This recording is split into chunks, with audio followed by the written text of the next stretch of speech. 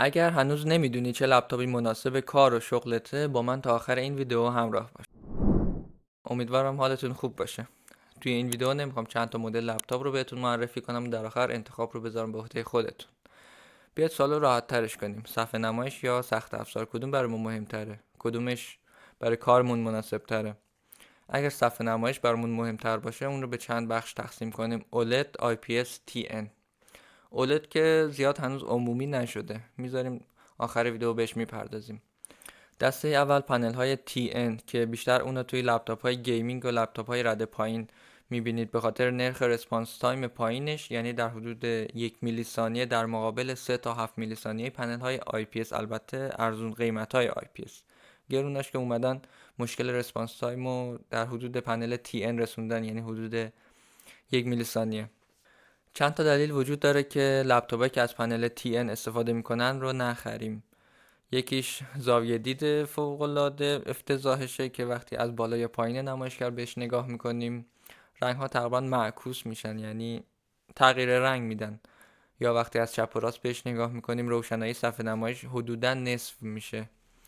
و پشتیبانی نکردن از طیف‌های رنگی مثل DCI P3 که برای طراحی گرافیک استفاده میشه، یا Adobe RGB برای کسایی که میخوان چاپ انجام بدن، یا حتی کسایی که بر بستر وب فعالیت میکنن که از همون طیف رنگی sRGB استفاده میکنن. یعنی این پنل ها حتی نمیتونن که همون 8 بیت خودشون رو نمایش بدن، در حقیقت 6 بیت تولید میشن، ولی تولید کننده اومدن عمق رنگ 8 بیت و 10 بیت هم به این پنل ها آوردن که متاسفانه کیفیت لازم رو نداره.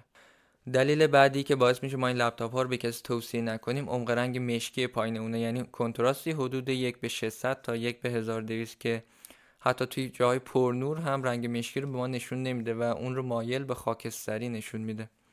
پس نتیجه میگیریم اگه کار گیمینگ انجام میدید یا کاربری مولتی مدیا که عمق رنگ براتون اهمیت نداره، زاویه دید براتون اهمیت نداره و فقط از روبرو به صفحه نمایش لپتاپ نگاه میکنید، پنل TN مناسب و لازم نیست بیشتر هزینه کنیم. ولی اگر عمق رنگ براتون اهمیت داره، میریم سراغ دسته بعدی.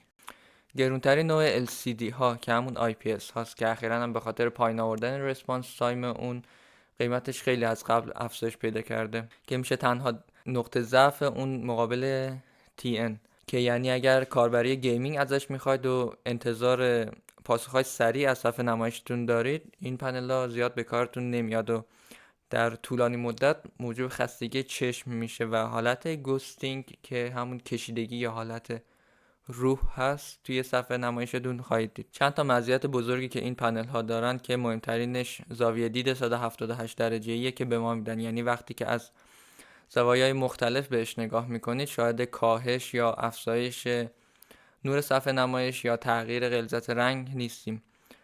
مزیت بعدیش پشتیبانی از طیف‌های رنگی مثل DCI P3 که برای طراحی گرافیک استفاده میشه، Adobe RGB برای کسایی که کار چاپ انجام میدن، یا sRGB برای کسایی که طراحی وب میکنند. یک ایراد کوچیکی که این پنل ها دارن که نمیخواستم بهش اشاره کنم، مصرف انرژی بالای اوناست که خب اگر به برق دسترسی دارید زیاد مهم نیست و اگر ندارید خب کسی نمیشینه که مثلا 4-5 ساعت کار طراحی رو با باتری لپتاپ انجام بده، خب پس زیاد اهمیت نداره. اما میمونه کنتراست این نوع پنل ها که عددی حدود 1:700 تا 1:1500 رو بهمون میده که توی محیط های پر نور مشکلی نداریم، اما اگر میخواید توی جای تاریک کار انجام بدید یا فیلم نگاه کنید، رنگ مشکی مایل به خاکستری بهمون نشون میده. تا حدودی بهتر از پنل TN هست، ولی خب بازم به اولد ها نمیرسه. در آخر هم قرار بود که چند تا ویژگی از نمایشگرهای اولد رو بهتون بگم که خب هممون میدونیم که آخرین تکنولوژی استفاده شده توی نمایشگرهاست و تقریبا بی‌نقص هستن. از طیف‌های رنگی پشتیبانی میکنن، زاویه دید عریض دارن، مصرف انرژی پایینی دارن، اما به جز یک ایراد، اون هم نیت پایین این نوع نمایشگر هاست که استفاده اون رو توی محیط های پر نور مشکل میکنه. اگر یک پنل TN یا IPS نیتی حدود 300 تا 500 بهمون تحویل بده، یک پنل OLED در همون سطح قیمتی نصف اون روشنایی رو بهمون میده. پس توی جای روشن پنل IPS به نفع ماست. در آخر هم یه جنبندی داشته باشیم. پس اگر کار گیمینگ انجام میدید، پنل TN البته با کیفیت هاش، چون که بی کیفیت هاش خب اصلا لپتاپ رو بهتون توصیه نمیکنم، چون که عمق رنگی 6 بیت دارن و اصلا باب دلتون نخواهد بود.